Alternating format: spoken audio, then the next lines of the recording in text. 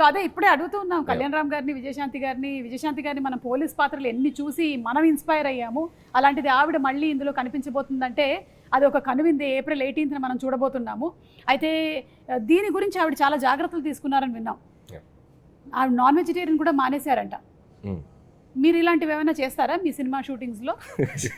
అంటే ఆయన కెమెరా ముందు కనిపించరు కదండి, లేదు కెమెరా వెనక కదా. అది మాకు టార్చర్ కాదు, అది మాకు మమ్మల్ని తగ్గమంటారు. సార్ మీరు కొంచెం అది అక్కడ చిన్న చిన్న మీరు టచ్ చేసుకోవడం పొట్ట కనిపించింది కొంచెం, మాకు టార్చర్ అవి. ఆయన దేవుంది, ఆయన బాగాలేదంటాడు హ్యాపీ కూర్చొని వెనక. ఈ మధ్య కాలంలో ఆయన కూడా మొత్తం తెర ముందే ఉంటున్నారు కదండి, ఆయన తెర వెనకాల ఎక్కడ ఉంటున్నాడు? అంటే మేడం చాలా భక్తి ఎక్కువ విజయశాంతి గారికి. సో ఆవిడ కొన్ని ప్రిన్సిపల్స్ ఫాలో అవుతారు. అండ్ కళ్యాణ్ గారు అంటే డైట్, కొన్నిసార్లు ఆయన కొన్ని ఫాలో అవ్వాలి తప్పదు. ఇప్పుడు నా పరిస్థితి ఏంటంటే నేను సినిమా చేసేటప్పుడు మ్యాక్సిమం అంటే తిరుపతి వెళ్ళే రోజు, గుడికి వెళ్ళే రోజు పొద్దున ఒక మధ్యాహ్నం నుంచి సాయంత్రం వరకు తప్ప నో ఫుడ్ కంట్రోల్స్. కాకపోతే నా సినిమా హిట్ అవ్వాలని చెప్పి మన తమిరాజ్ గారు, ఈ కెమెరామెన్స్ వీళ్ళు వ్రతం పాటిస్తూ ఉంటారు. అంటే మీరు చేయకుండా వేరే వాళ్ళతో చేయిస్తూ ఎవరు చేసిన వ్రతం ఫుడ్ బాగా ప్రేమతో తింటాడు ఈయన. నేను సర్లే నీకు ఎవరు చూసాను, అసలు ముందు మన ఇంటి నుంచి క్యారేజ్ వస్తుందంటే హ్యాపీ కూర్చుని తింటాడు. ఓకే, మీరు ఈ సినిమా విషయంలోనేనా ఇలాంటి నిర్ణయం తీసుకున్నారు, లేకపోతే ప్రతి సినిమా విషయంలోనూ ఇలా ఏదైనా ఒకటి మానేయడం? ప్రతి సినిమా విషయం అంటే సర్లే నీకు ఎవరికి జాగ్రత్త తీసుకోవాల్సింది తీసుకున్నాను. ఈ సినిమా కొంచెం ఎక్కువ తీసుకున్నాను నేను, పోలీస్ కాబట్టి క్యారెక్టర్ కాబట్టి కొంచెం ఎక్కువ తీసుకున్నాను. ఇది అంటే వంటలు ప్రోటీన్లు ఏంటిది అంటే కొంచెం మేము కూడా తెలుసుకుందామని. దానికి వేరే పర్సనల్ గా మేడం క్యారవన్ లో మేడం దొరకరు కదా మనకి. నేనేదో ఎగ్జైటెడ్ గా ఇంటర్వ్యూ చేస్తారని వస్తే మీరు ఇది ఇంటర్వ్యూలో ఒక భాగమేనండి. అలాగా ఏమనుకుంటున్నారు, మేము ఇంటర్వ్యూ వంకతో సినిమాకి సంబంధించిన క్వశ్చన్స్ ఓన్లీ 20%, మిగిలింది 80% పర్సనల్ లాగా. ఇప్పుడు అలా నడుస్తుందా? ఇప్పుడు అలా నడుస్తుంది ట్రెండ్. నాకే తెలియలేదు, చూసారా? ట్రెండ్ గురించి మీకు తెలియకపోవడం ఏంటండి? కొత్త విషయం, ట్రెండ్ సెటర్ మీరు. కళ్యాణ్ రామ్ గారు, ప్రదీప్ గారు మీకు వచ్చి స్టోరీ చెప్పినప్పుడు దీంట్లో పటాస్ షేడ్స్ ఏమైనా కనిపిస్తాయా అనే ఫీల్ కలిగిందా మీకు? బికాస్ పోలీస్ మీరు ఇందులో పోలీస్గా కనిపించట్లేదా అసలు? కానీ ఆవిడ ఆశయం అది కదండి. ఆశయం ఉండొచ్చండి, బట్ ఏం జరుగుతుందో సినిమాలో చూడాలి కదా. అయ్యో మెల్లగా 20% కలగొని లాగేద్దాం డిసైడ్ అయిపోయారా మీరు? కాదు అనిల్ గారు, మీకేమైనా ఈ కథ గురించి కొన్ని డీటెయిల్స్? అసలు తెలియదు, నేను జస్ట్ ఒక ట్రైలర్ చూసాను అంతే. ఓకే, సో అది కూడా ఇందాక కళ్యాణ్ గారు వ్యాన్లో చూపించారు. నాకు ట్రైలర్ చూసాక అర్థమైందంటే, అంటే నేను విజయశాంతి గారు అంటే నేను కర్తవ్యం అనే సినిమా 90 అనుకుంటా కదా, 1990లో. సో అప్పుడు నేను 6th క్లాస్ చదువుతున్నాను, 7th క్లాస్ చదువుతున్నాను. నేను కూడా అంతే. అయితే అప్పుడు మీరు ఇప్పుడు 90లో అంతే? నేను 6.5 క్లాస్ చదువుతున్నాను. నేను హాఫ్ ఇయర్ అయిపోయింది, మొత్తం కట్ అయిపోయింది నాకు, నరం కట్ అయిపోయింది. సరే ఓకే. సో నేను ఆ సినిమాకి నాకు గుర్తు, సో ఆవిడ అంటే ఒక హీరోయిన్ ఒక పోలీస్ ఆఫీసర్గా ఒక యాక్షన్ ఫైట్లు చేసి అది ట్రెండ్ సెట్టింగ్ ఫిల్మ్. అప్పుడు ఒక కిరణ్ బేడి గారు అని ఒక పవర్ఫుల్ లేడీ ఆఫీసర్ ఉంటారని మనకు తెలుసు, వార్తలో చూసాం. బట్ విజయశాంతి గారు ఆ పాత్ర చేశాక ఒక నిజంగా ఒక ఉమెన్ సెంట్రిక్ ఫిల్మ్స్కి దట్ ఈస్ ద ఫస్ట్. అంటే అంతకుముందు ఆవిడ ప్రతిఘటన అవి చేసినప్పటికీ ఫుల్ లెంత్ యాక్షన్ చేసిన ఫిల్మ్ అది. ఒక ఎక్స్ట్రా చైర్ చేస్తారు కదా హౌస్ఫుల్ అయ్యాక, ఇనప కుర్చీలు ఉండేవి. నేను ఆ ఇనప కుర్చీలు వేస్తే ఒక ఇద్దరు ఇరుక్కొని కూర్చొని చూసాం ఆ ఫిల్మ్. నేను అసలు ప్యాక్డ్, అంటే అప్పుడున్న లీడింగ్ స్టార్స్కి ఎలాంటి ఓపెనింగ్స్ వస్తాయో అంతే ఈక్వల్ ఓపెనింగ్స్ వచ్చిన ఫిల్మ్ అది కర్తవ్యం. సో మైండ్ బ్లోయింగ్, అందరూ షాక్ అయిపోయి ఆ సినిమా ఎంత పెద్ద హిట్ అయిందో మనకు తెలుసు. నేను ట్రైలర్ చూశాక ఒక షాట్లో మళ్ళీ ఆవిడ యూనిఫామ్లో వెపన్ ఇలా పట్టుకుని ఏదో ఫైట్ చేసి షాక్ అయిపోయాను నేను. సో ఆల్మోస్ట్ మళ్ళీ ఆ వైబ్స్ వచ్చినాయి. సో అదే అంటున్నాను కదా, మేడం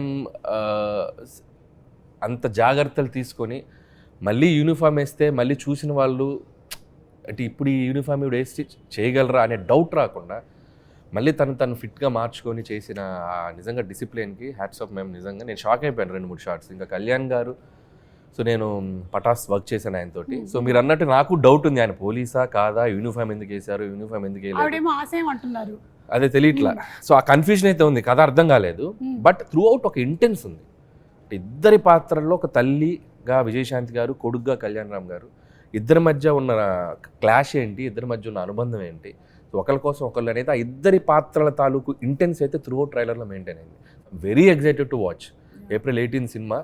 నేనైతే ఆయన ఆల్మోస్ట్ అన్ని సినిమాలు చూస్తాను, ఇది నేను చాలా ఎగ్జైటెడ్గా ఉన్నాను, నాకు అనిపించింది ట్రైలర్ చూశాక. సూపర్ అండి. ఈ సినిమాలో ఆ మదర్కి బర్త్డే కేక్ తినిపించడం అనేటువంటి ఆ సీక్వెన్స్ ఉంది చూసారా, ఇది రియల్ లైఫ్లో మీరు ఎప్పుడైనా చేశారా?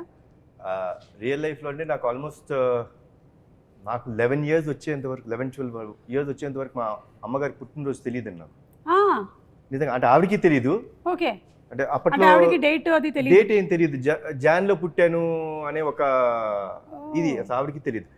సో ఒక చిన్న యాంగ్జైటీ అన్నమాట. అదేంటి నాకు బర్త్డే అంటే చాలా ఇష్టం అండి. నేను మా ఫ్యామిలీలో అందరు బర్త్డేస్ గుర్తుపెట్టుకుంటారు. నాకు ఇష్టం to wish them, to be there. It's celebration day because that's a birth.